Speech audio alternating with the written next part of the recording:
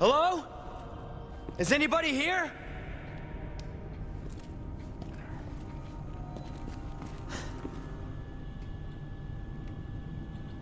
Translating a joke from one language into another is a challenge I don't envy translators for.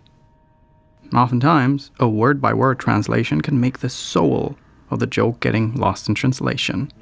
A skilled translator knows when it's better to instead change the content of the joke slightly in order to get the intended emotion across in the way that works better in the target language. Creating a remake for a critically acclaimed video game for a completely new generation is in many ways very similar. Ever since the remastered version of the first Resident Evil was released in early 2015, and this overhaul turned out to be an excellent refurbishment of one of the most iconic horror games of all time that managed to modernize pretty much every aspect of the game it was based on without taking any of its soul away, fans of the series have been pleading Capcom to give Resident Evil 2 the same treatment. A complete technical overhaul of the first appearance of Leon Kennedy and Claire Redfield in the Raccoon City zombie crisis that doesn't take away from what made the original such a fantastic experience at the time. And it didn't take long until fans got the official confirmation from Capcom. In August 2015, Capcom officially confirmed that a remake is in development.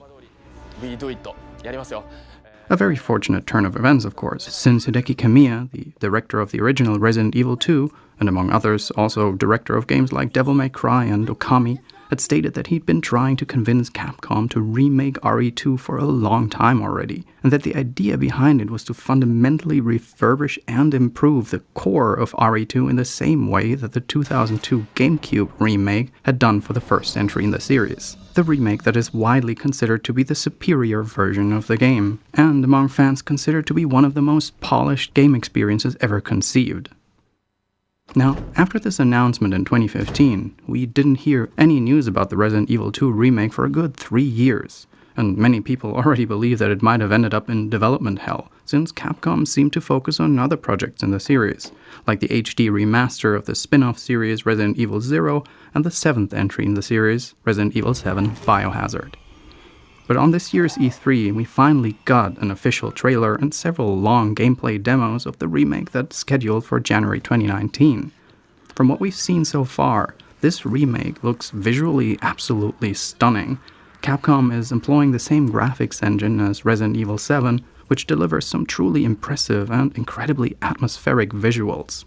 But despite that, what we've been shown surprised a lot of people with a simple aspect. This remake, while telling the same story as the original Resident Evil 2, changes the genre, or at least the game mechanical genre. Resident Evil 2 2019 was turned from a fixed camera angle tank-controlled survival horror title into a Resident Evil 4-like over-the-shoulder third-person action survival horror game.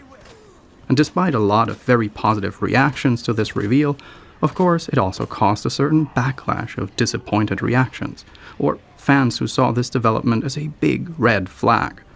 And I mean, if we look at the gradual decline of the series ever since the shift to third person, the skepticism is more than granted. Now, remake culture has been pretty strong, not just in the game industry, but generally in media for a good while. And when it comes to crisping up fan favorites for a new audience, let's not mince words. With the unanimous primary goal of repurposing old goods into new means to print money for large IP-holding companies, I consider myself generally very skeptical, and mostly would describe my stance as carefully optimistic at best when a remake is announced. Because if a remake of a critically acclaimed and unanimously loved piece of entertainment is approached by the right people with the right philosophy at heart, the results can be absolutely amazing. But very often that is not the case.